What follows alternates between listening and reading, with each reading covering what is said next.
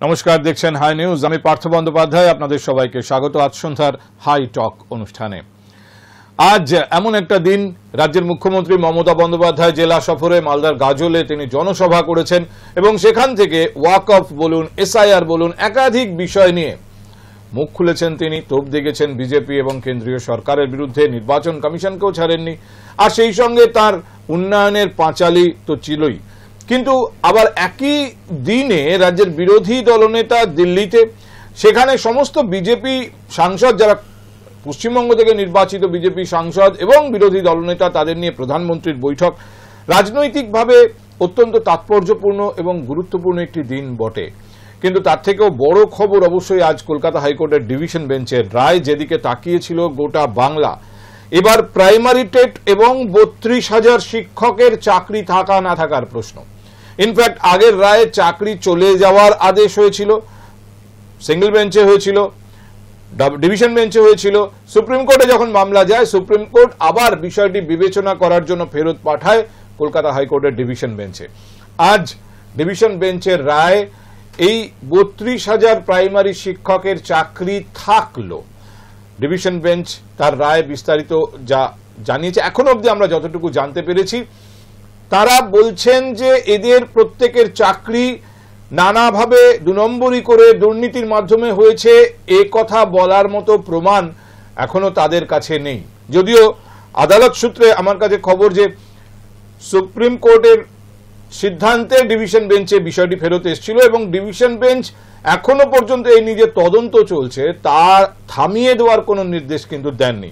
কিন্তু একই সঙ্গে 32,000 যে শিক্ষক প্রাইমারিতে শিক্ষকতা করছেন তাদের চাকরি থাকছে, এমনই নির্দেশ দিয়েছে সুপ্রিম কোর্ট।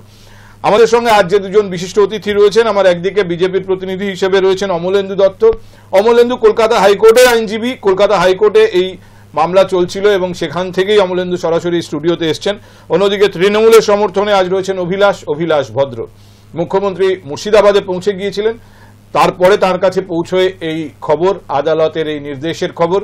আমি প্রথমে আপনাদের একটু দেখিয়ে নিই।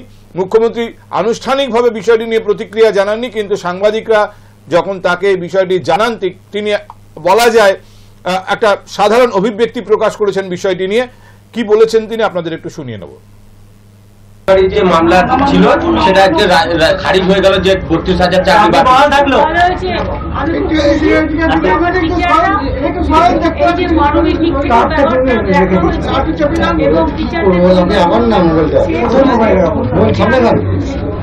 অভিজিৎ গাঙ্গুলি সেই সময় এই রায়টি দিয়েছে। আমার কোনো কথা কার সঙ্গে করার নেই। বিচাররা জাস্টিস পেয়েছে এবং তাদের পরিবারগুলো সেভ হয়েছে। কথায় কথায় কোর্টে গিয়ে চাকরি খেয়ে নেওয়া, তাটা তো ঠিক নয়। আমাদের চাকরি দেওয়া দরকার, খেয়ে নেওয়া দরকার। আজকে রায়ে একটা কথা বলা হয়েছে যে আগের যিনি রায় দিয়েছিলেন সেটা বিচার ব্যবস্থার প্রতি অবাঞ্ছিত হস্তক্ষেপ এবং যে তদন্ত করা হয়েছিল সেটা ঠিক হয়নি। আজকে ডিভিশন বেঞ্চ এটাও বলেছে। বিচারের মতো বললে বিচারকে আমরা শ্রদ্ধা করি। সুতরাং আমি সবচেয়ে খুশি যে আমার চাকরিরত ভাই বোনেরা তাদের চাকরিটাকে সুরক্ষিত করতে পেরেছে। যে মামলা ছিল সেটা আসলে আমরা প্রথমে অভিলাষের কাছে শুনি। অভিলাষ, কোনোভাবে এই বিষয়টিতে রাজ্যের সরকার, তৃণমূল কংগ্রেসের এই সরকার, যার বিরুদ্ধে প্রাইমারিতে নিয়োগের ক্ষেত্রেও দুর্নীতির অভিযোগ, 2014তেও দুর্নীতির অভিযোগ, তারা কিছুটা কলুষমুক্ত হলো। নমস্কার, শুভ সন্ধ্যা। দেখুন, আজকের যে সবথেকে বড় যে খবরটা আমরা সকলেই পেয়েছি কলকাতার প্রত্যেক মানুষের কাছে, এবং যে সকল মানুষ আজকে যারা প্রাইমারিতে চাকরি করছেন তাদের সকলের জন্য স্বস্তির খবর যে তাদের চাকরি বহাল থাকলো। দেখুন, দুর্নীতির যেটা অভিযোগ সেটা কিন্তু শুধু অভিযোগের পাতাতেই রয়ে গেছে, সেটা কিন্তু প্রমাণের পাতায় আর এসে পৌঁছলো না। তবে হ্যাঁ, একটা কথা আমি বলতে বাধ্য হচ্ছি, যেটা আজকে হয়তো মুখ্যমন্ত্রী বলতে পারলেন না, কিন্তু এটা আজকে আমিও ভাবছিলাম বলবো না, কিন্তু আজকে বাধ্য হয়ে আমি বলছি যে একজন চিফ জাস্টিস ছিলেন, তিনি প্রমাণ করে দিলেন যে তিনি কালো কোটটা শুধু নামেই পরতেন, আসলে তার কোটের রংটা গেরুয়া ছিল। চিফ জাস্টিস নয়, তিনি জাস্টিস ছিলেন। জাস্টিস ছিলেন, হ্যাঁ। এবং সে কারণে কোথাও না কোথাও আজকে এটা এবং এটা মানুষের সামনে এই রংটা চলে এলো যে ওনার মুখ্যমন্ত্রী কিন্তু এই ধরনের কোনো মন্তব্য করেন। হ্যাঁ, কিন্তু আপনি দলের তরফ থেকে এই ধরনের এবং মন্তব্য এটা বাধ্য হয়ে বলছি, এটা আপনার ব্যক্তিগত মন্তব্য। ব্যক্তিগত, হ্যাঁ অবশ্যই, কারণ এটা বাধ্য হয়ে বলারই জায়গা যে আজকে এই মানুষটি শুধু এই 32,000 না, তার আগেও এরকম বহু এরকম ভার্ডিক্ট দিয়েছে, যে ভার্ডিক্ট গুলো আজকে মানুষের জীবনের উপর একটা অনেক বড় ধাক্কা এনে দিয়েছে। মনে রাখতে হবে এই একই জাস্টিস এসএসসি নিয়ে ভার্ডিক্ট দিয়েছিলেন, যে ভার্ডিক্টে সুপ্রিম কোর্টও মান্যতা দিয়েছিল। দেখুন, আজকে আমার একটা প্যানেলে হয়তো কয়েকটা জায়গায় বিক্ষিপ্ত বা কয়েকটা জায়গায় মাইনর মিস্টেকস বা ইস্যুস থাকতেই পারে, তারা সেই ক্যাটাগরি বা সেই পার্টিকুলার নামগুলো নিয়ে সেই ক্যান্ডিডেট নাম তুলে নিয়ে গিয়ে তারা কেস করতে পারে, কিন্তু আমি পুরো প্যানেলটাকে বারবার বাতিল করে দেব? 32,000 তো শুধু ক্যান্ডিডেট না, 32,000 ফ্যামিলিগুলোর কথাও ভাবতে হবে আমাদেরকে। এবং এই মামলায়, আচ্ছা আমি এবার অমলেন্দু আপনার কাছে ফেরত আসি, আপনি তো নিজেও একজন আইনজীবী, এই মামলার যা রায় হয়েছে তাতে কি এটা প্রমাণিত হয় যে প্রাইমারি নিয়োগে 2014 কোনো দুর্নীতি হয়নি?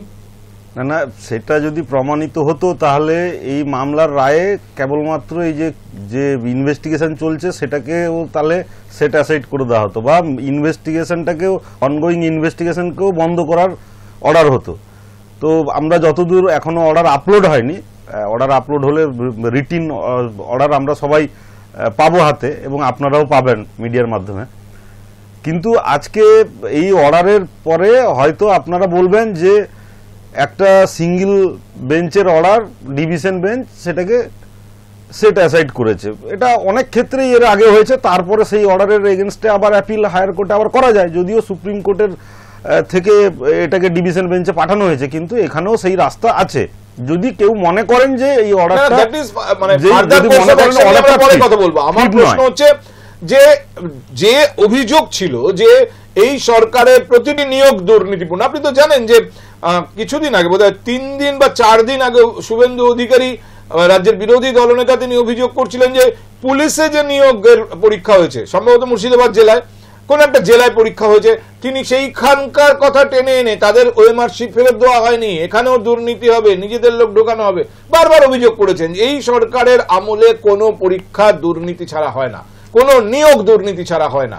এই যে রায়, এটা কি যে অভিযোগ বারবার আপনারা করছিলেন, আপনার বিরোধী দলনেতা করেছেন, তার বিরুদ্ধে যাচ্ছে? তো না না, ব্যাপারটা বিরুদ্ধে যাচ্ছে সেরকম নয়, ব্যাপারটা হচ্ছে কিছু মানুষের বা কিছু চাকরি প্রার্থী বলুন এবং ইন্টারভিউ বোর্ডে যারা ছিলেন তাদেরকে ব্যক্তিগতভাবে তাদের সাথে ইন্টারফেয়ার করে জাজমেন্ট দিয়েছিলেন সিঙ্গেল বেঞ্চ। এবারে 32,000 জনের সাথে তো আর স্বাভাবিক ইন্টারফেয়ার করা সম্ভব হয় না। 32,000 জন যে চাকরি প্রার্থী ছিলেন, আদালত একটা হিউম্যানিটিক্যাল গ্রাউন্ডে এবং বলেছে আদালত যে এই 9 ইয়ার্স যারা যে ওনারা 16 থেকে 25 অবধি যে চাকরি করছেন, তার মধ্যে তারা যেখানে তাদের সার্ভিসটা দিচ্ছেন সেই সার্ভিসটা পেয়ে যে কেউ, মানে তারা ধরুন আপনারা এই পয়েন্ট থেকে সরছেন না যে এই নিয়োগে দুর্নীতি হয়েছে, নিয়োগে দুর্নীতি হয়েছে তার তো প্রমাণ আছে, তার জন্যই তো এখনো ইনভেস্টিগেশন অনগোয়িং, এবং আদালত তো ইনভেস্টিগেশনটাকে বন্ধ করতে বলেনি। আদালত বারবার বলেছে কি যে অনেক কথাই আদালত অবজারভেশনে বলেছে, রিটিন অর্ডারে আসবে। আদালতের এমন একটা অবজারভেশন আছে যে 9 ইয়ার্সে ওই শিক্ষকদেরকে কেউ কোনো কোশ্চেন করেনি যে তারা পড়াতে পারছেন না বা তারা পড়াননি, সেরকম কোনো কমপ্লেনও জমা পড়েনি। তো এইরকম অনেক হিউম্যানিটিক্যাল গ্রাউন্ড আছে যেগুলো হয়তো লয়ের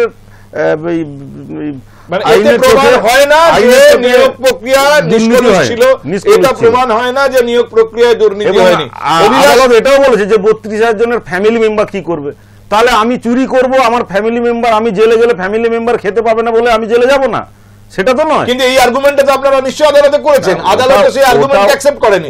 আমি অভিলাষের কাছে ফেরত আদালতের বিষয়। অভিলাষ, যেটা বারবার অমলেন্দু বলছেন যে আজকের রায়ে প্রমাণ হয় না যে ওই নিয়োগ দুর্নীতি মুক্ত ছিল। দেখুন, এই নিয়োগ দুর্নীতির মামলাটা যেখানে বা যাদের হাতে আছে এবং যারা অভিযোগ করেছিল তারা সকলেই হচ্ছে বিজেপির বন্ধু। তো আমার সব থেকে বড় যেটা প্রশ্ন হচ্ছে যে বিজেপির কি কখনো কখনো এই শীতঘুম ভেঙে এই নিয়োগ দুর্নীতির বিরুদ্ধে যে অন্যতম মামলাকারী যিনি একজন বামপন্থী নেতা, কলকাতার প্রাক্তন মেয়র, আপনি বলছেন বিজেপির বন্ধু?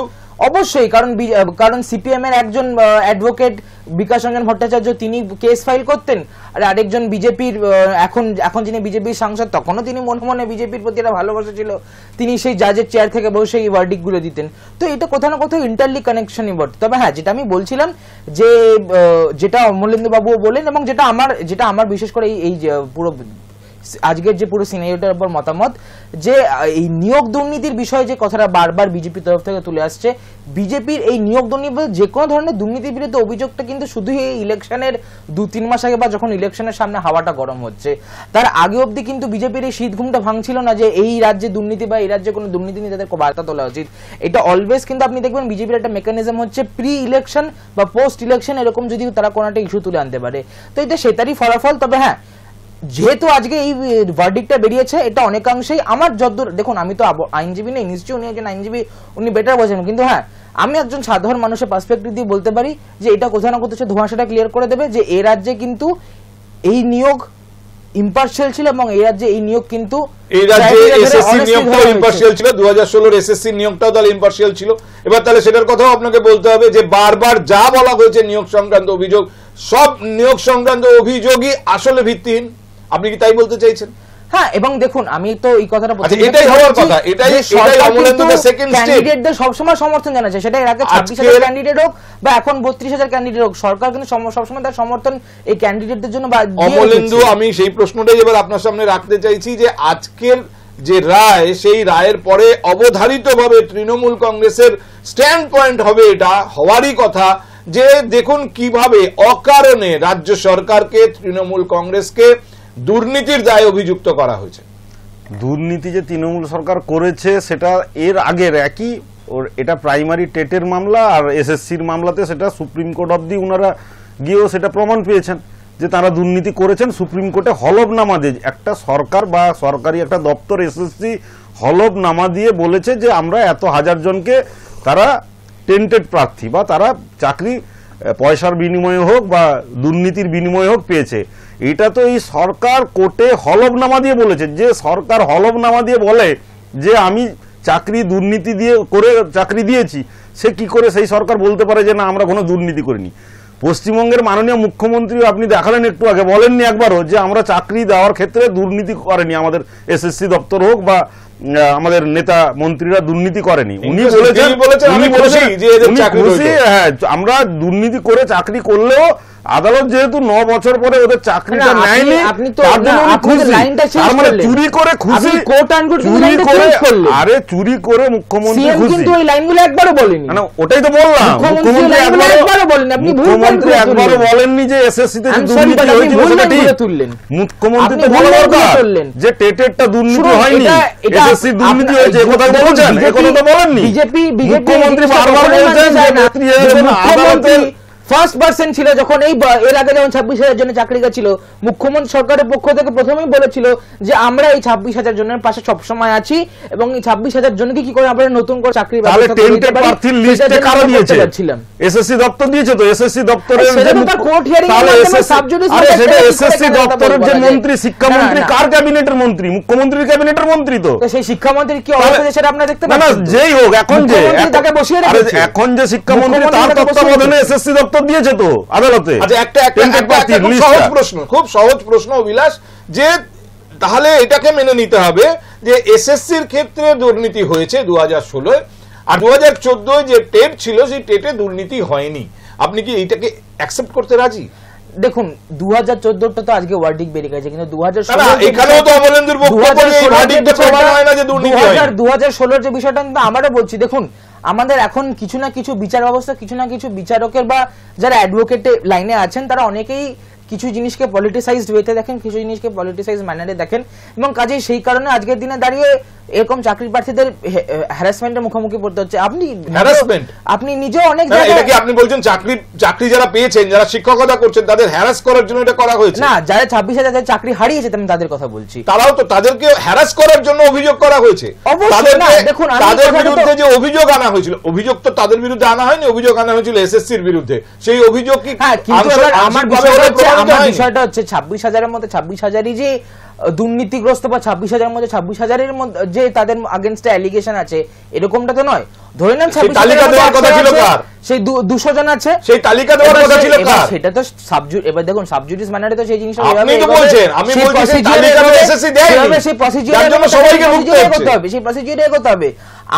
আমি যদি আজকে একটা দলের তরফ থেকে গিয়ে প্রতিনিয়ত সরকারকে মনে করি সরকারকে আমি হ্যারাস করব বা সেই সরকারের ক্যান্ডিডেটদের আমি হ্যারাস করব, শুধুমাত্র আমি আমার পলিটিসাইজ হইতে বা শুধু আমি রাজনৈতিক স্বার্থকে এগিয়ে নিয়ে যেতে, তাহলে তো দেখুন এই প্রসেসটা বারবার হতেই থাকবে। এটা তো আমি ছোট্ট করে আপনার কাছ থেকে জেনে নিই যে আপনারা বিজেপি এবং তার সঙ্গে বিজেপির বন্ধু ওই বিকাশ রঞ্জন ভট্টাচার্যের দলকে উনি অভিলাষ বিজেপির বন্ধু বলে একটু আগে বক্রোক্তি করেছেন যে আপনাদের কাজ হচ্ছে সরকারকে হ্যারাস করা, সরকারি যারা চাকরি পেয়েছেন এই সরকারের আমলে তাদেরকে হ্যারাস করা, এবং তার জন্য 26,000 প্রার্থীর চাকরি বাতিতে নিজে বলেছে যে বিরোধী দল কিছু লোক এখানে কেসগুলো বারবার করছে। আজকে দেখুন আজকের এই ভার্ডিক্ট হোক বা আগের যে 26,000 এসএসসির ভার্ডিক্ট হোক, কোনো ক্ষেত্রেই পার্টি আমাদের ভারতীয় জনতা পার্টি দলীয়ভাবে একবারও বলেনি যে আমরা চাকরি প্রার্থীদের বা যারা চাকরি করছেন তাদের, যারা স্বচ্ছভাবে চাকরি পেয়েছেন তাদের বিরোধী। ভারতীয় জনতা পার্টি বারবার বলেছে যে পশ্চিমবঙ্গের মাননীয় মুখ্যমন্ত্রী কি করছেন না, যারা বৈধভাবে চাকরি পেয়েছেন, যারা যোগ্য চাকরি প্রার্থী, যারা নিজের মেরিট দেখে চাকরি পেয়েছেন, তাদের মধ্যে কিছু অযোগ্য প্রার্থীকে গুলিয়ে দিয়ে তাদের আরে মামলা যে কেউ করতে পারে, মামলা তো দল গিয়ে করেনি, আমাদের বিজেপি ভারতীয় জনতা পার্টি তো দল গিয়ে করেনি, মামলা কোনো না কোনো বঞ্চিত যারা তারা করেছেন, যারা হয়তো আজকে এই যে 32,000-এর মধ্যে অনেকে চাকরি করছেন, তাদের পাশাপাশি যারা স্থানীয় যারা পরীক্ষা দিয়েছিলেন চাকরি পাননি, তারা দেখেছেন যখন যোগ্যরা যদি দুর্নীতি করে চাকরি পেয়ে থাকেন তাহলে কিছু যোগ্যরা চাকরি পাওয়ার কথা ছিল তারা পাননি, স্বাভাবিক, এবং তারা মামলা করেছেন। এবারে মামলা তো আমাদের ভারতীয় জনতা পার্টি করেনি, ভারতীয় জনতা পার্টি বারবার বলেছে যে যারা এই যে 32,000-এর মধ্যে হোক বা এসএসসিতে যে যাদের 26,000-এ চাকরি গেছে তাদের মধ্যে যারা যোগ্য প্রার্থী, তাদের ভবিষ্যৎকেও যে অন্ধকারে ফেলেছে এই সরকারের দুর্নীতি, সেই দুর্নীতির বিরুদ্ধে আমরা বারবার আওয়াজ তুলেছি এবং আগামী দিনেও তুলব। কিন্তু একটা রাজনীতি আছে, রাজনীতি তো আছে, আমাদের কোনো রাজনীতি নেই, ব্যাপার তো আছে। আমাদের একটাই জিনিস, আমাদের একটাই দাবি প্রথম দিন থেকে যে এই যে 32,000 জন চাকরি প্রার্থী আজকে যাদের চাকরি থাকলো তাদেরকেও কেন 9 বছর ধরে মানে যতদিন মামলা চলছে তাদেরকে কোনো আশঙ্কায় থাকতে হবে? তাদের মধ্যে 32,000 জনই তো আর অযোগ্য নয়, সেটা তো আমরাও জানি।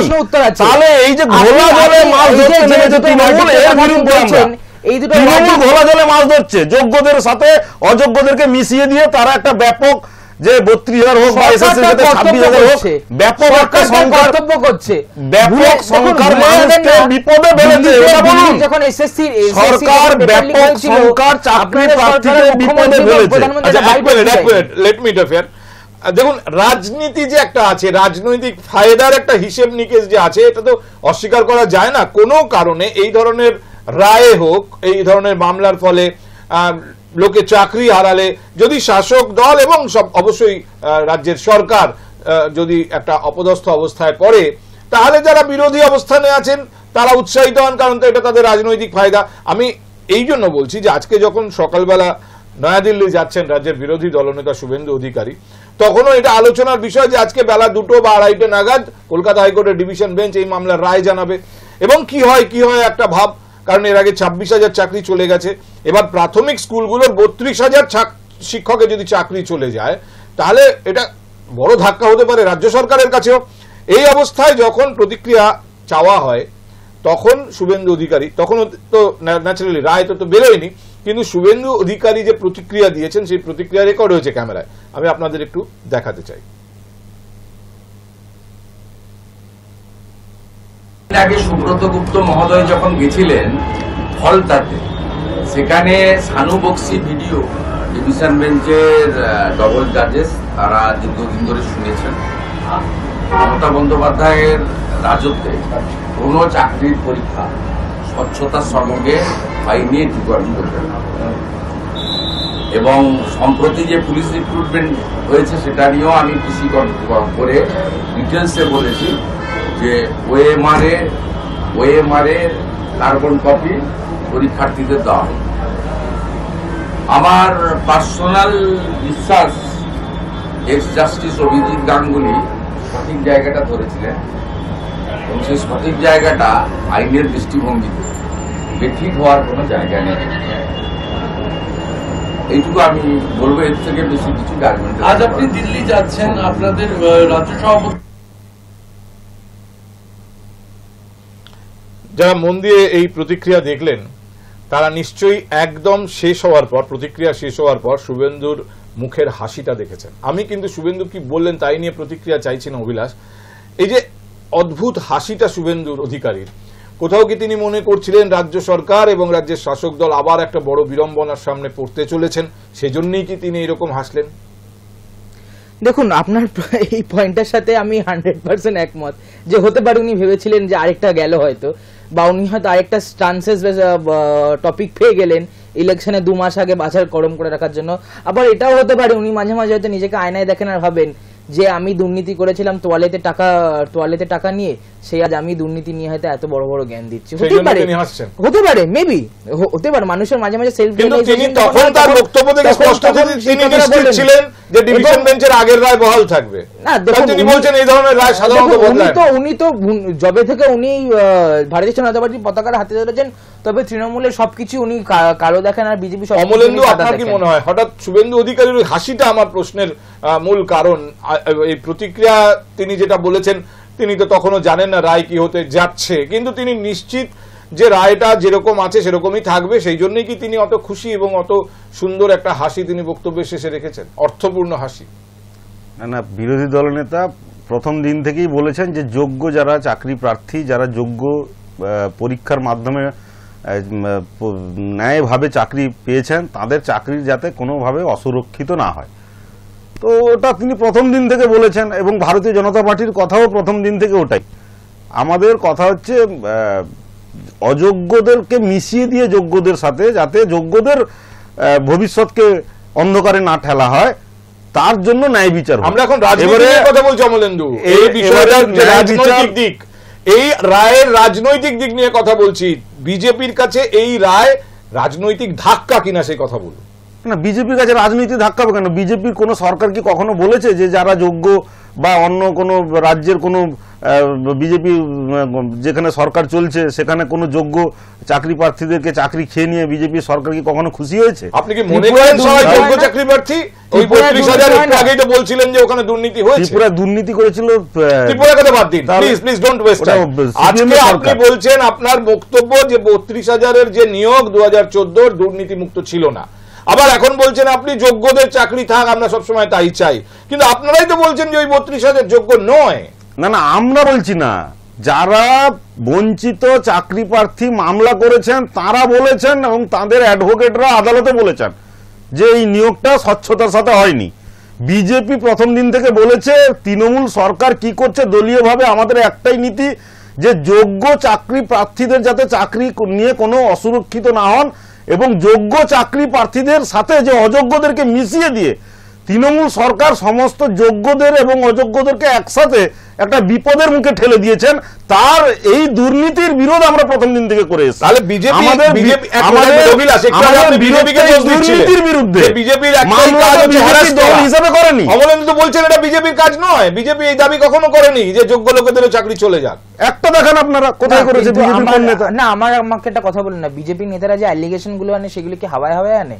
বা বিজেপির নেতা, বিজেপির অনেক নেতারা আছে বা অনেক অ্যাডভোকেটই আছে। আরে এর আগে সিঙ্গেল বেঞ্চের অর্ডার হয়েছে, আদালতের অর্ডার হয়েছে। আবারও বললাম যে 32,000 জনের চাকরি অ্যাডভোকেটরা যখন গিয়ে কেস করতো, এই বিজেপির নেতারাই মুচকি মুচকি হাসি দিয়ে বলতো যে বা মুগাম্ব খুশ হুয়া, কারণ আপনাদের মনে মনে খুব ভালো লাগতো যে সরকার আজকের দিনে দাঁড়িয়ে হ্যারাস্ট হচ্ছে। এবং এটাও আপনাদের ভালো লেগেছিল যে আপনাদের কলকাতা হাইকোর্টে বা জুডিশিয়ারি বেঞ্চে এমন কেউ আছেন যিনি তলাতলে আপনাদের সমর্থন করছিলেন।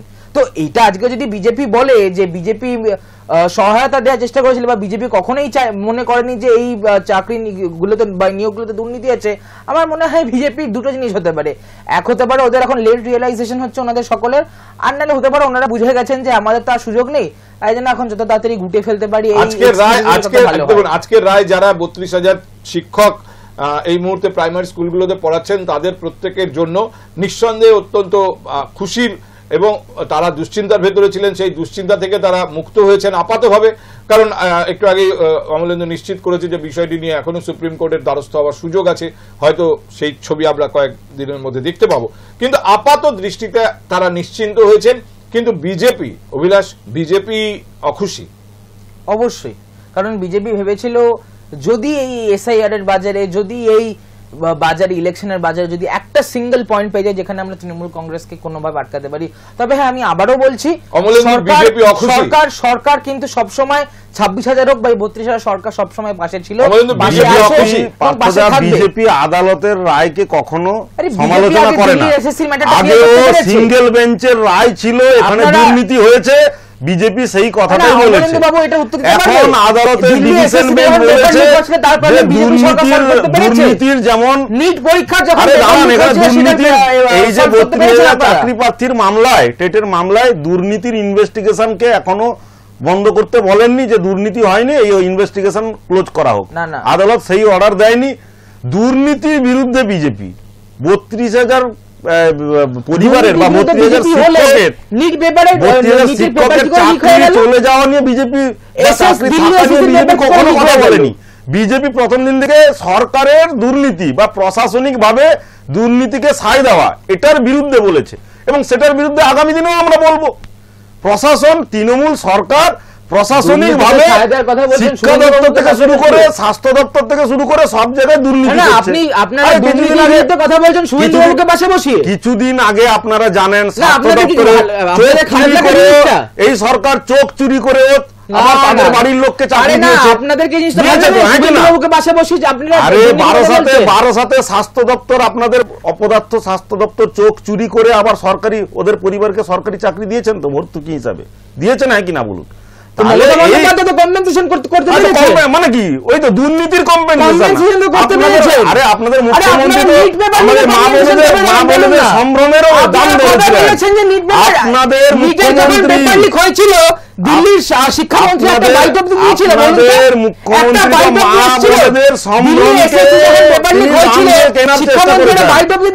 মা বোনেদের সম্ভ্রমকে দুর্নীতির প্রশ্নে শুধুমাত্র তো রিক্রুটমেন্ট নয়, এই যে এসআইআর চলছে, স্পেশাল রিভিশন, এসআইআর নিয়েও তো দুর্নীতির প্রশ্ন বিজেপি তুলেছে।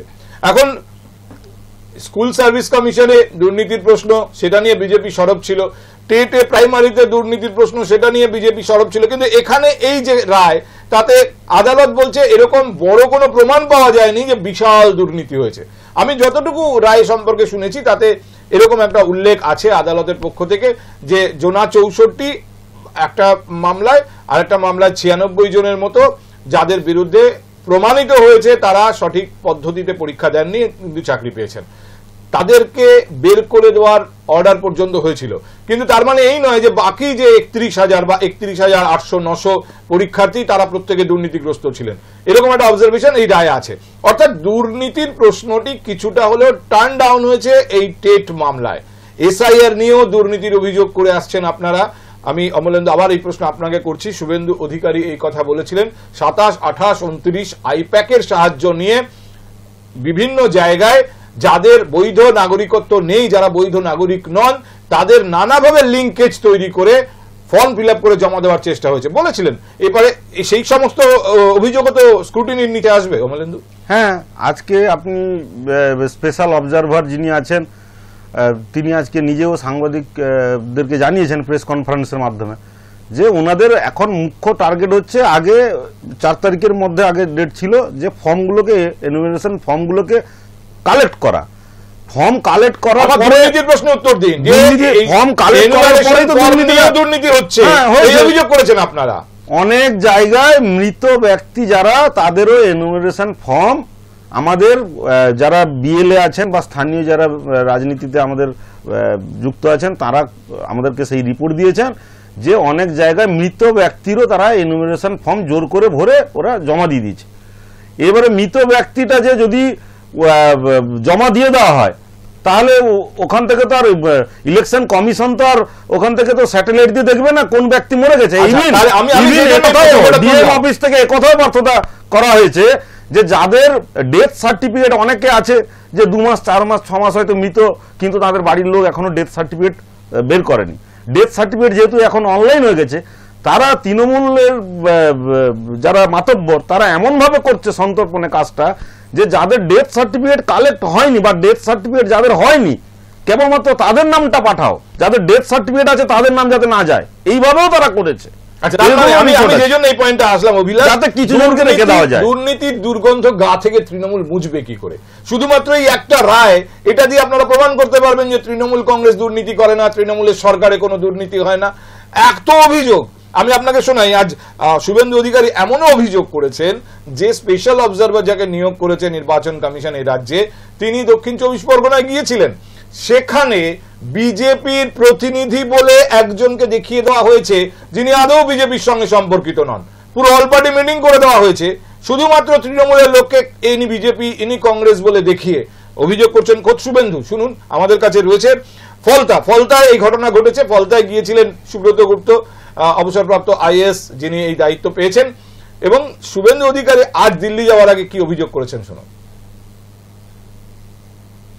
3 দিন আগে সুব্রত গুপ্ত মহোদয় যখন গেছিলেন ফলতাতে, সেখানে সানু বক্সি ভিডিও আর জাহাঙ্গীর তার ভাইরা ভাই বিজেপির প্রতিনিধি দেখিয়ে দিয়েছে। এই লোকটা বিজেপির প্রতিনিধি, এই লোকটা সিপিএম এর প্রতিনিধি, এই লোকটা কংগ্রেসের প্রতিনিধি, অল পার্টি মিটিং করে দিয়েছে।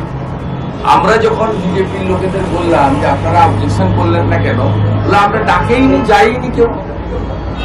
অথচ স্টেট অবজারভার বলছে যে আমার কাছে তো সব দলের লোক এসেছিল। আমরা সেটা আপনাকে ক্লিয়ার করে দিই যে আমাদের ফলতার প্রতিনিধিদের পাঠাতে বলেছি। অতএব ভিন্ন রাজনৈতিক দলের প্রতিনিধিও যদি বদলে দেয়, তাহলে বাড়ির ঠিকানা এসব তো ছোটখাটো বিষয়।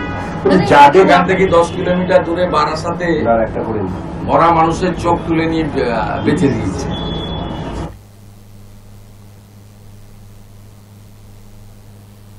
অভিলাষ, এই অভিযোগ থেকে কিভাবে সরবেন, বা এই অভিযোগও কি ওই রকমই টেটের মতোই ভিত্তিহীন অভিযোগ? দেখুন, প্রথমত উনি যে কথাটা বললেন যে ওনাদের পার্টির মেম্বার বা ওনাদের পার্টির মেম্বাররা অল পার্টি মিটিং এ ছিলেন না, দেখুন আমি জানি না উনি এই অভিযোগগুলো উনি এই জিনিসটাকে কতটা প্রমাণ বেসিসে উনি কতটা জিনিসটাকে মিডিয়া বেসে নিয়ে আসেন আমি জানি না। কারণ আপনারা যদি নোটিস করে দেখেন, শুভেন্দু বাবু বিজেপির পশ্চিমবঙ্গের নেতৃত্ব যারা আছে তাদের বেশিরভাগেরই অভিযোগগুলো না হয় ভিত্তিহীন হবে, না হয় তার কোনো প্রমাণ বা তার কোনো বেস থাকবে না, বেশিরভাগই তাই। এর আগেও যখন ওনারা এই 13 লাখ না 15 লক্ষ ভোটারের লিস্ট নিয়ে গেছিলেন, বলেছিলেন প্রচুর রোহিঙ্গা হবে, প্রচুর বাংলাদেশি হবে, তারপরে দেখলেন বেশিরভাগই হচ্ছে না হয় ডাবল নেম তাদের নাম ডিলিশন হচ্ছে, বা কেউ মারা গেছে তাদের নাম ডিলিশন হচ্ছে। তো আমার বিষয়টা যে শুভেন্দু বাবু যখনই, আমি আবারও বললাম যে আপনি বললেন না শুভেন্দু বাবুর মুখের হাসিটা হচ্ছে ওইটাই বিষয়, যে আমি নিজে একটা সময় তোয়ালেতে পেয়েছি টাকা নিয়েছিলাম, আজ তাকে এত দুর্নীতি নিয়ে কথা বলতে হচ্ছে। বলুন অমলেন্দু, শুভেন্দু অভিযোগ করছেন যে আপনাদের দলের প্রতিনিধি বলে বসিয়ে দিয়েছে সুব্রত গুপ্ত। দেশের বৃহত্তর দল, এটা তো উনি তো দুনিয়ার নাকি বৃহত্তর দল, এটা হচ্ছে আজকে নির্বাচন কমিশনের দপ্তরে কমপ্লেইন করা হয়েছে। জানেন তো, নির্বাচন কমিশনের দপ্তরেও কমপ্লেইন করা হয়েছে এবং ফলতার প্রতিনিধিরা আলাদাভাবে এসে আবার কথা বলার জন্য তাদেরকে অ্যাপিল করা হয়েছে। তো দেখুন, কিছুদিন আগে আপনারা জানেন সুকান্ত মজুমদার যাচ্ছিলেন রাস্তায়, তাদের তৃণমূলের মাতব্বররা, তৃণমূলের যারা জেহাদি, তারা গলায় উত্তরীয় পরে নিয়ে সুকান্ত মজুমদারের সামনে যে বিজেপি বিক্ষোভ দেখাতে গিয়ে তারা নিজেরা ধরা পড়ে গেছে। তো তারা বিভিন্ন জায়গায় যে বিজেপি আপনাদের তৃণমূলের লোক, তৃণমূলের জেহাদি, বিধানসভা ইলেকশন বেরিয়ে যাবে। আরে দাদা, তৃণমূলের লোক গলায় উত্তরীয় পরে সুকান্ত মজুমদারের গাড়ির সামনে বিক্ষোভ দেখাচ্ছে, তো সেটাই বলছেন। এবারে এখন রানিং তৃণমূল পার্টি করে, তো আপনারা বিভিন্ন জায়গায় চাপে পড়ে কি করছেন, বিরোধীদের অবস্থান, মুখ্যমন্ত্রী যেটা বলেন যে বিরোধী অবস্থানও তাকে নিয়ে নিতে হবে। মানে পশ্চিমবঙ্গের মাননীয় মুখ্যমন্ত্রী যেমন বলেছিলেন কিছুদিন আগে, আপনি দেখেছেন যে আমরা সবাই চোর বলে গলায় ব্যানার লাগিয়ে তিনি নিজে চুরি করেছেন, আবার নিজে আমরা সবাই চোর বলে রাস্তায় মিছিল করছিলেন। মানে তিনি সরকারে চুরিও করবেন, আবার চুরির বিরোধিতা করার জন্য রাস্তায় নেমে মিছিলও করবেন। তো এই নীতি তো মাননীয় মুখ্যমন্ত্রী এর আগেও অনেকবার দেখিয়েছেন যে তিনি সরকারও চালাবেন, আবার সরকারের সমালোচনা করার জন্য বিরোধীর কাজটাও তিনি নিজে করবেন। না না, মূল পয়েন্টটা তাহলে এইভাবে এসআইআর এর দুর্নীতি হচ্ছে বা দুর্নীতি করার চেষ্টা হচ্ছে, এসআইআর এর দুর্নীতি হচ্ছে, এবং এসআইআর এর দুর্নীতি যে কত পরিমাণে হচ্ছে সেটা স্বীকার করবে তো ইলেকশন কমিশন অফ ইন্ডিয়া। হ্যাঁ, ইলেকশন কমিশন আজকে আপনি স্বীকার করবেন তো ইলেকশন কমিশন অফ ইন্ডিয়া তারা কাজ করছে আজকে পাতলা বিএলওরা কারা? বিএলও হচ্ছে রাজ্য সরকারের কর্মচারী, রাজ্য সরকারের কর্মচারী। আপনার দ্বারা কিছু হয় না? ইলেকশন কমিশনের কাজ স্ক্রুটনি করা। আপনারা বলুন যে এখনো আসেনি, আপনারা এই কথাটা স্বীকার করেন যে election commission of India is not capable. আমরাও বলেছি বিজেপি বারবার বলেছে এই ইলেকশন কমিশনকে তৃণমূলের চুরিগুলোকে যাতে ঠিকঠাক ধরে, তার জন্য আমরা তো কখনো বলিনি যে ইলেকশন কমিশন যা করবে আমরা তো সেটা মাথা পেতে মেনে নেব। যে অভিযোগগুলো করছেন আমাদের অভিযোগ যদি সেগুলো সত্যি হয় থাকে তৃণমূল প্রমাণ হবে না, তাহলে Trinamool election commission of India কান ধরা উচিত আপনাদের। সেটা এসআইআর এর আগে ইলেকশন কমিশন অফ ইন্ডিয়া কান ধরা উচিত। আপনারা কিরকম একটা দেশের বডি, কিন্তু আপনি আমাকে বলুন যে আরো তো 11টা রাজ্য এবং কেন্দ্রশাসিত অঞ্চল মিলিয়ে 11টা জায়গায় হচ্ছে, কোথায় স্পেশাল অবজারভার নিয়োগ করতে হয়েছে, কোথায় জেলা ভিত্তিক অবজারভার নিয়োগ করতে হয়েছে? একমাত্র পশ্চিমবঙ্গ যেখানে 13 জন একজন স্পেশাল অবজারভার ওভারঅল আর 12 জন জেলা ভিত্তিক অবজারভার প্রত্যেক আইএএস অফিসার নিয়োগ করতে বাধ্য হয়েছে কমিশন। দেখুন, পশ্চিমবঙ্গে তৃণমূল কংগ্রেস হচ্ছে বিজেপির স্পিড ব্রেকার, বিজেপির গলার কাটা। তো তাই জন্য বিজেপি মনে করছে যদি কোনোভাবে যদি এই 2-3 মাসের এই গ্যাপের মধ্যে যদি আমরা তাদের এই সরকারটাকে ফেলতে পারি, এবং তাদের স্ট্র্যাটেজি তাই, কারণ তারা জানে যে তারা ডেমোক্রেটিক্যালি মানুষ যদি ভোট দেওয়া, মানুষ যদি ডেমোক্রেটিক্যালি ভোট দিতে পারে তাহলে বিজেপি কখনোই সরকারে আসবে না, এবং সেটা তারা জানে বলেই তারা আজ এখন থেকে এই স্ট্র্যাটেজিগুলো নেওয়ার চেষ্টা করছে। কারা করছে? নির্বাচন কমিশন।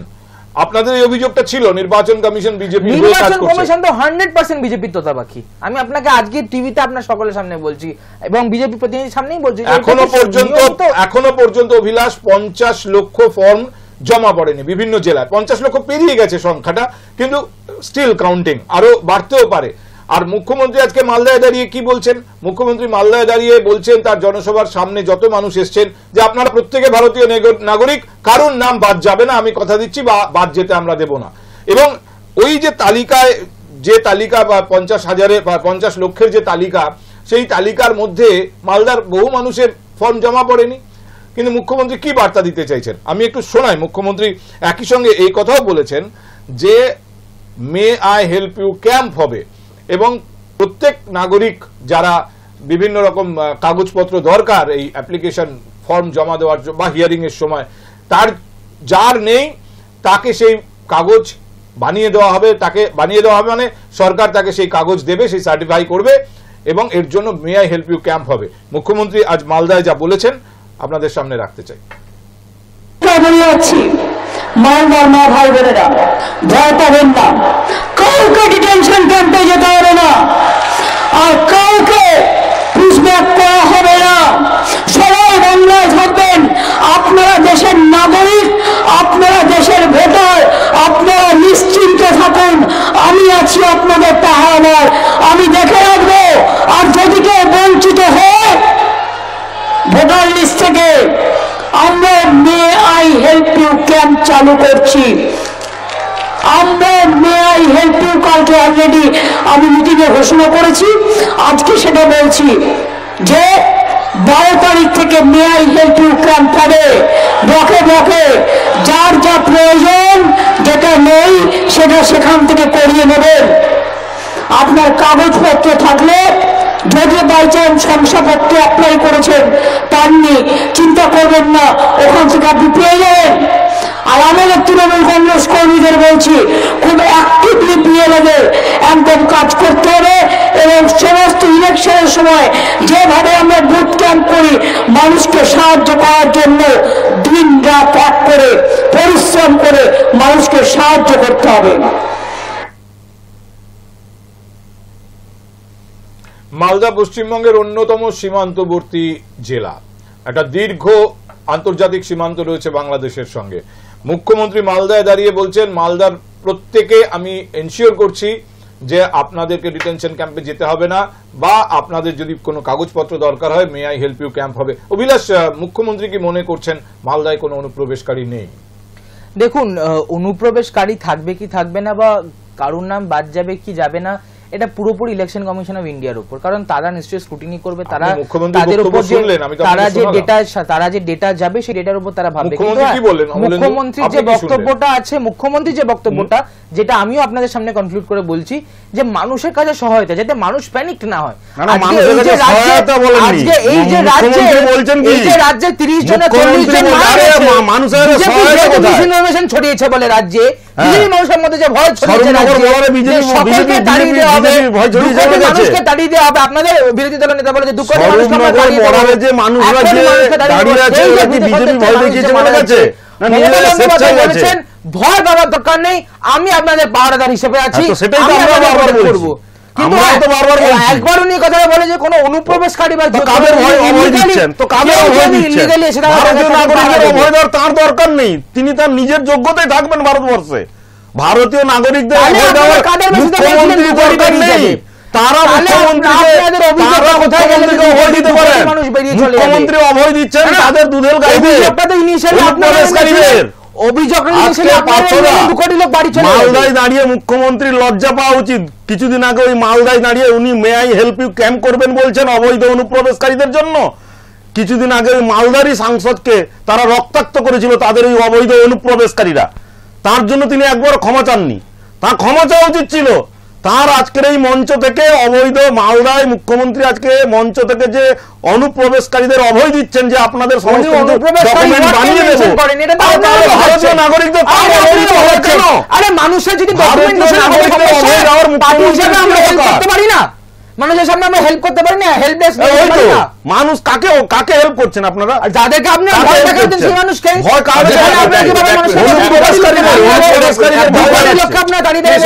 অবিলাস আমি একটা পয়েন্ট তুললেন অমলেন্দু, আমি সেই প্রেক্ষিতে প্রশ্নটা করতে চাই। অমলেন্দু, আপনি খগেন মুর্মুর উপর যে আক্রমণের ঘটনা ঘটেছে সেই ঘটনার উল্লেখ করে বলছেন যে অনুপ্রবেশকারীরা তাকে আক্রমণ করেছে। এই তদন্ত কে করেছে? অপরাধীদের চিহ্নিত করে তাদের ভারতীয় নাগরিকত্ব নেই, এটা কোথায় নিশ্চিত হয়েছে? না না, ওটা তো ওখানকার যারা স্থানীয় তারাই বলেছেন যে তারা হঠাৎ করে কেউ ওদেরকে দেখেনি, হঠাৎ করে আসা বাইরের লোকেরা এসে তাদেরকে বিদেশ মন্ত্রীর মতো বলছেন আজকে। না না, ওটাই তো সোশ্যাল মিডিয়া নয়, আজকে মুখ্যমন্ত্রীর পুলিশ তাহলে অ্যারেস্ট করে কেন দেখায়নি? অ্যারেস্ট করতে গিয়ে কেন আজকে মুখ্যমন্ত্রী মালদায় দাঁড়িয়ে অনুপ্রবেশকারীদের যে অভয় দিচ্ছেন, অনুপ্রবেশকারীদের অভয় না দিয়ে খগেন মুর্মুকে আঘাত করার জন্য তার ক্ষমা চাওয়া উচিত ছিল। মুখ্যমন্ত্রীর মালদায় দাঁড়িয়ে আগে ক্ষমা চাওয়া উচিত ছিল। খগেন মুর্মু ভারতীয় নাগরিক নয়, খগেন মুর্মু আদিবাসী বলে তাকে মেরে তিনি খুশি পাচ্ছেন। ও খগেন মুর্মু আদিবাসী সম্প্রদায়ের বলে তাকে মারার পরে মালদায় দাঁড়িয়ে অভয় দিচ্ছেন।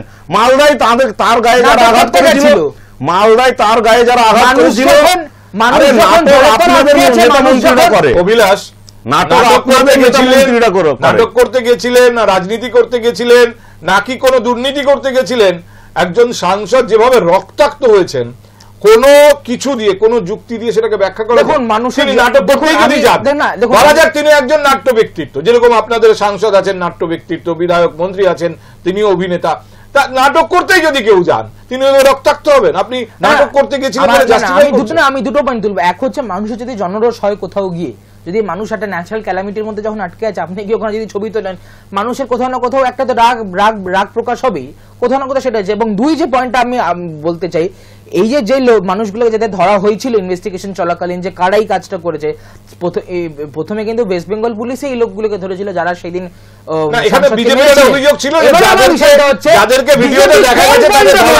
কোন পয়েন্টে বললো যে এরা বাংলাদেশি বা এরা রোহিঙ্গা, এই পয়েন্টটাকে বিজেপি প্রমাণ করতে পারবে? বা বিজেপির কাছে প্রমাণ আছে? বিজেপি সেটা ওয়েস্ট বেঙ্গল পুলিশকে কি জমা দিক যে যাদেরকে আপনারা ধরেছেন তাদের মধ্যে রোহিঙ্গা এবং বাংলাদেশি আছে? বেশ, আমি ওই পয়েন্টটা যেহেতু আমরা আগে আলোচনা করেছি এবং কয়েকদিন আগের ঘটনা, আমি ফিরে আসি আজকে মুখ্যমন্ত্রীর বক্তব্যের প্রেক্ষিতে। মুখ্যমন্ত্রী বলছেন may I help you camp করব, যদি আপনাদের কারোর কাছে কোনো নির্দিষ্ট প্রয়োজনীয় কাগজপত্র না থাকে, সরকারি কাগজ, সেটা আপনাদেরকে ওই ক্যাম্পের মাধ্যমে আমরা যাতে আপনার হাতে পৌঁছে তার ব্যবস্থা করব। এতে আপত্তি কিসের অমলেন্দু? এরকম হতেই পারে, গরিব মানুষ তারা যেরকম অবস্থানে থাকেন, তারা প্রত্যেকে যে ধরনের কাগজপত্র তাদের নাগরিক হিসেবে পাওয়ার কথা তারা অ্যাপ্লাই করেন না, তারা ভাবেনই না যে এইগুলো কোনোদিন কাউকে দেখাতে হবে, কারণ ওগুলো দিয়ে তাদের দৈনন্দিন রোজগারের ব্যবস্থা হয় না। তারা রোজগার সারাদিনে কি খাবেন সেটা নিয়ে অনেক বেশি সময় দেন, দিতে বাধ্য হন। যদি সরকার এই রকম পরিস্থিতিতে যে একটা নির্দিষ্ট ডকুমেন্ট না থাকলে তিনি টেকনিক্যাল ঝামেলায় পড়তে পারেন, নাগরিকত্ব, ভোটার অধিকার এসব নিয়ে প্রশ্ন উঠতে পারে, সরকার তো সাধারণ মানুষকে সাহায্য করার জন্য ক্যাম্প করবে, এটাকে স্বাগত জানানো উচিত। আপনি কি মনে করছেন এই মে আই হেল্প ইউ ক্যাম্পের উদ্দেশ্য সম্পূর্ণ ভিন্ন? না, মনে করার নয়। মে আই হেল্প ইউ ক্যাম্পের উদ্দেশ্য মুখ্যমন্ত্রী এসআইআর আবহে প্রথম দিন থেকেই বলে এসছেন যে যারা অবৈধভাবে আছে বা যাদের কোনো কাগজ নেই, কাগজ নেই কাদের কাগজ নেই, বহু গরিব তাদের- মানুষের প্রয়োজনীয় কাগজ গরিব নেই। মানুষের প্রয়োজনীয় তাদের এসে কাগজ যায় নেই। না কিছু, গরিব তারা কি মানুষের খাবেন তাই নিয়ে ভাবে। না কোন গরিব মানুষ আজকে পার্থদা পশ্চিমবঙ্গের খাদ্য সুরক্ষা আইন হওয়ার পরে এই যে রেশনিং ব্যবস্থা হওয়ার সময় আপনি জানেন যে ম্যাক্সিমাম আধারের সাথে যখন লিঙ্কেজ করা হয়েছিল তখন 80 লক্ষের মতন নাম বাদ গেছিল এখানে। তার মানে বহু অবৈধ নাম বা অবৈধভাবে অনেকের নাম ডবল এন্ট্রি করা নাম, এইসব জিনিস এসআইয়ের আবহেও আমরা দেখেছি যে এক একজনের 5 জায়গায় নাম, এক একজনের 10 জায়গায় নাম, এরকমও আছে। তো এই যে ব্যাপারটা মুখ্যমন্ত্রীর একটা যে সবসময় যে প্রশাসনিক জায়গায় তিনি থাকার পরেও তার যে একটা প্রশাসনিক একেবারে উচ্চ স্তর থেকে একটা বার্তা দেওয়া যে যদি কেউ কোনোভাবে আমার ভোটার অবৈধ ভোটার বাড়ানোর জন্য প্রক্রিয়া কিছু একটা কাজ করতে চাও আমি তার জন্য সমস্ত অ্যাসিস্ট করে দেবো, এই যে ব্যাপারটা এই যে বার্তাটা তিনি ডে 1 থেকে দিয়ে আসছেন এসআইআর প্রক্রিয়া চালু হওয়ার পর। May I help you camp হবে সরকারের পক্ষ থেকে। May I help you camp তো উনি করেন, সরকার তো সরকারি ভাবে করবে। সমাধান করেন সরকারি ভাবে উনি করলে তো তাহলে তাহলে বেআইনি প্রশ্ন আসবে তাহলে কোথা থেকে? মুখ্যমন্ত্রী অভিলাষ, তাহলে কেন মুখ্যমন্ত্রী এই যে বিজেপি এত সরকারের টাকা উত্তেজিত? না না বিজেপি উত্তেজিত না পাতলা, তাহলে কেন এত মুখ্যমন্ত্রী উত্তেজিত হওয়ার প্রচুর কারণ আছে। মুখ্যমন্ত্রী যে প্রথম সরকারি কারণটা টাকায় বলবো। পাড়ায় পাড়ায় সমাধান করেছেন না, না, এতদিন, না, না, না, তাহলে কি প্রথম- সমাধান করেছেন? প্রথম তাহলে কারণটা তার বলবো। দপ্তররা আইডেন্টিফাই কারণ করতে বিজেপি পারেনি। তার আপনাদের দপ্তর মানে পশ্চিমবঙ্গ সরকার তো তৃণমূলের দপ্তর, ওটা তো পশ্চিমবঙ্গ সরকারি দপ্তর মানা হয় এটা না। আপনারা ভাবেন। তাহলে তৃণমূলের দপ্তর বা পশ্চিমবঙ্গ সরকারের তৃণমূল সরকার পাড়ায় পাড়ায় সমাধানের নামে পশ্চিমবঙ্গ সরকারের সাধারণ মানুষের টাকা নয়ছয় করে যে এতদিন ধরে সমাধান টাকা করলো, নয়ছয় কোথায়? তাহলে মানুষের কি হাতে সমাধান? টাকা তুলে তাহলে দেওয়া কি হচ্ছে, সমাধান মানুষ করেছেন? নিজের তাহলে পাড়ায় যদি মানুষ আজকে বুঝবে। কোনো মানুষ যদি স্কিপ হয়ে যায়, কারোর কাছে কোনো কাগজ না থাকে, তাহলে আজ পর্যন্ত সরকারি তহবিল থেকে পাড়ায় পাড়ায় সমাধানের নামে আপনারা তাহলে নাটক করেছেন, তাহলে নাটকই করেছেন। অলরেডি তাহলে আমরা মানুষের যে- কাছে সব কাগজ থাকার কথা। তাহলে এতদিন কি পরিষেবা দিয়েছেন? দেখুন, মানুষকে আমি একটা কথা বলছি। বাড়িতে রেশন পৌঁছে দিয়েছে এই সরকার। 15 বছর ধরে কি দেখুন, পরিষেবা দিয়েছেন? এই সরকার মানুষের কাছে যতটা মানুষের কাছে নিজেটা ডেলিভারি করতে পারে এই সরকার সেই জন্যই পরিচিত, এবং আমরা সকলে জানি যে মুখ্যমন্ত্রীর প্রত্যেকটা প্রকল্প সেই জন্যই তৈরি হয়েছে যাতে তারা মানুষের ডোর স্টেপে গিয়ে পৌঁছে যেতে তাহলে পারে। আজকে মে আই হেল্প আজকে ইউ এই ক্যাম্প মে আই আলাদা হেল্প দরকার ইউ হচ্ছে ক্যাম্পটা কেন? কোথাও না কোথাও শুধু ওই সরকারের আজকে গভর্নমেন্ট আইডি তৈরি করার জন্য হেল্প করার জন্য না, এবং এটাও আমি বলছি এই may I help you camp এই কারণে হয়তো মানুষের কাছে লাগতে পারে যেখানে আজকে মানুষ কোথাও না কোথাও ভীত সন্ত্রস্ত হলে মানুষের কাছে সেই সাহায্যের জায়গাটা পৌঁছে দেওয়া, যেখানে যদি মানুষ কোনো গভর্নমেন্ট আইডি বা কোনো গভর্নমেন্ট ডকুমেন্ট নিয়ে তারা যদি কোনো সমস্যার মধ্যে পড়েন সরকার তাদের পাশে গিয়ে দাঁড়াবে।